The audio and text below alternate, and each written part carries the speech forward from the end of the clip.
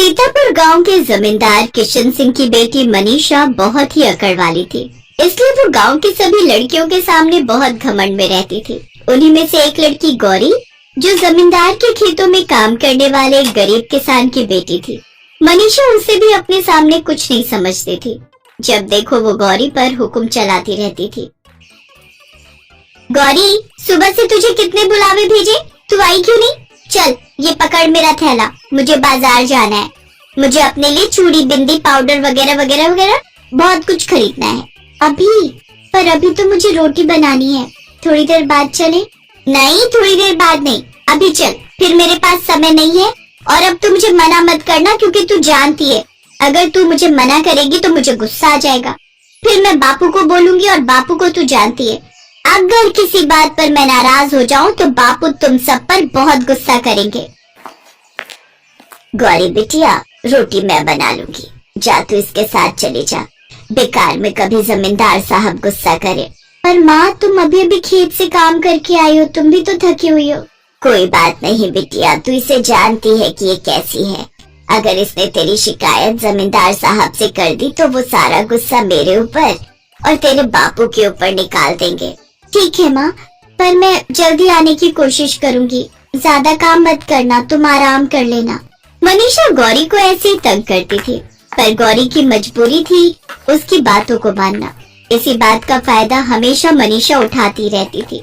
मनीषा, हम बहुत देर से बाजार निकले हुए हैं, घर चले अब, माँ इंतजार कर रही होगी। रुक, अभी तो आए हैं, मुझे वो सामने की दुकान से अपने लिए झुमके लेने हैं। भैया, ये झुमके कैसे दिए? 30 रुपए जोड़ी है। एक काम करो, ये वाला और वो दोनों भी, ये सारे कर दो। देख गौरी, ये झुमका मुझ पर कैसा लग रहा है? बहुत सुंदर लग रहा है मनीषा, ले लो, तुम पर बहुत अच्छा लगेगा। वो तो लगेगा ही, इस पर कहने वाली कोई बात नहीं है। आखिर गांव के जमींदार की बेटी हूँ, मुझ पर सब कुछ अच्छा लगता है। तुझे पता है बापू ने मेरी शादी के लिए बहुत कुछ सोचा हुआ है। शादी से याद आया, कल मुझे लड़के वाले देखने के लिए आ रहे हैं। वीरपुर गांव के जमींदार का बेटा है। पता है कितने पैसे वाले लोग हैं? बापू कहते हैं मैं तो राज करूंगी, राज। और वैसे एक बात कहूँ, मैं तुझे ये सब क्यों बता रही हूँ?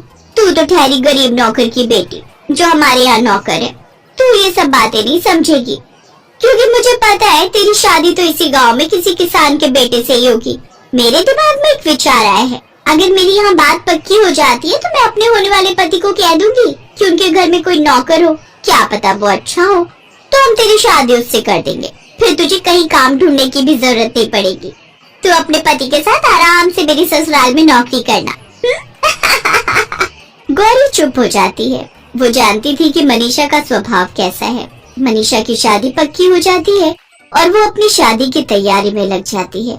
मनीषा शॉपिंग के लिए शहर जाती है तो गौरी को अपने साथ लेकर जाती है। भैया, मुझे तो महंगे से महंगा ब्राइडल लहंगा दिखाना, मैं अपनी शादी में इतनी सुंदर लगूं कि आसपास के गांव वाले देखते रह जाएं। बहन जी, हमारी दुकान का सबसे बढ़िया महंगा लहंगा है, पूरे 3 लाख का है। ये तो बहुत सुंदर लहंगा है, ये लहंगा मेरे ऊपर बहुत अच्छा लगेगा। पर अभी तो मैं इतनी थक चुकी हूँ कि इसको पहनकर देखने की बिल्कुल हिम्मत नहीं हो रही। एक काम कर गौरी, ये लहंगा तू पहन के दिखा, अगर सही लगेगा तो मैं यही ले लूंगी। पर मैं कैसे पहन सकती हूँ? ये तो तुम्हारा दुल्हन का लहंगा है ना? तो मैं कौन सा तुझे ये कह रही हूँ कि ये तेरा दुल्हन का लहंगा है।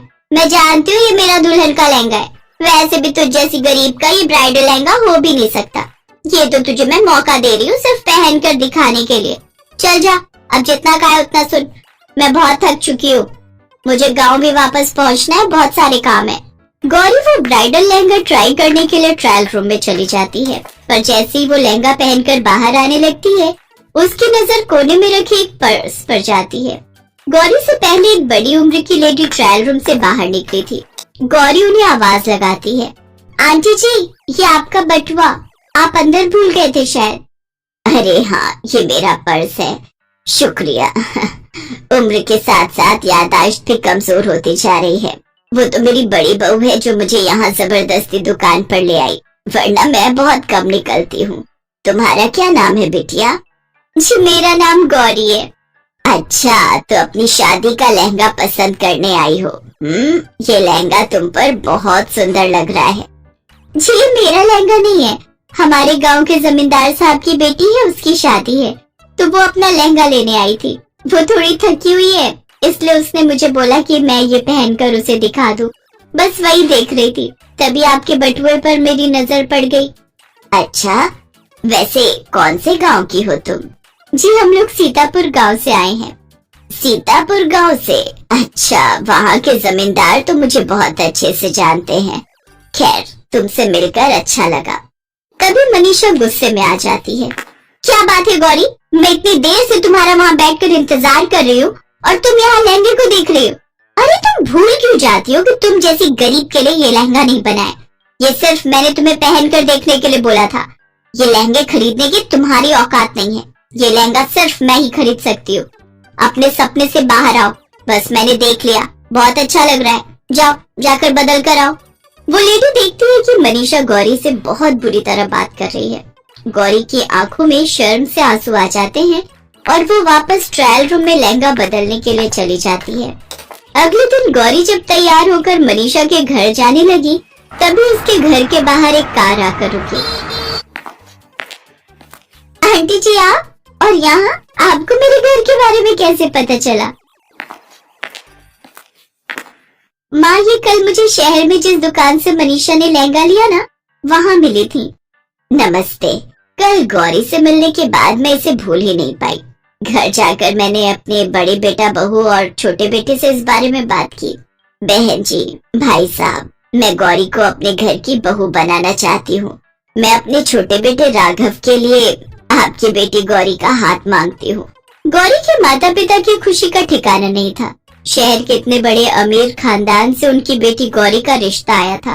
राघव को भी गौरी बहुत पसंद आती है और यकीनन गौरी देखने में सुंदर भी बहुत थी, मानो कीचड़ में कमल। राघव और गौरी का रिश्ता तय हो जाता है। मनीषा की शादी के तुरंत बाद ही गौरी की भी शादी थी। मनीषा अपने पति के साथ उसकी शादी अटेंड करने आई थी। आओ मनीषा, अपनी सहेली से नहीं मिलोगी? देखो कैसा लग रहा है हमारी बहू का लहंगा। पूरे 5 लाख का है। तुम्हारा कितने का था? जी, मेरा इससे कम का था, 3 लाख का। अच्छा आंटी जी, मुझे ना मेरे हस्बैंड बुला रहे हैं, हम लोग बस निकलने ही लगे थे। मनीषा का मुंह उस समय देखने वाला था। आज उसे सही सबक मिला था। कहते हैं व्यक्ति की किस्मत कब पलट जाए कोई